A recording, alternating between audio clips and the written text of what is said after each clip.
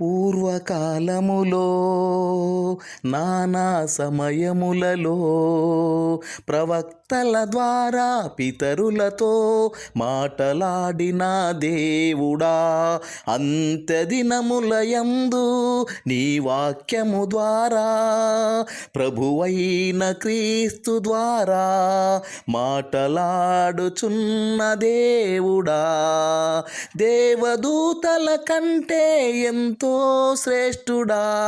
దేవాది దేవుడా, సర్వ ప్రపంచమును నీ వాక్యము చేత కలుగజేసిన నిర్మాణకుడా, సమస్త జగత్తును నీ మహత్యము గల మాట చేత నడిపించుచున్న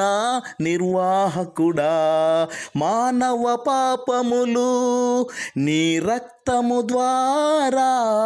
పరిహారము చేసి మరణం జయించి పునరుత్థానుడై తండ్రి అయిన దేవుని కుడి పార్శ్వమున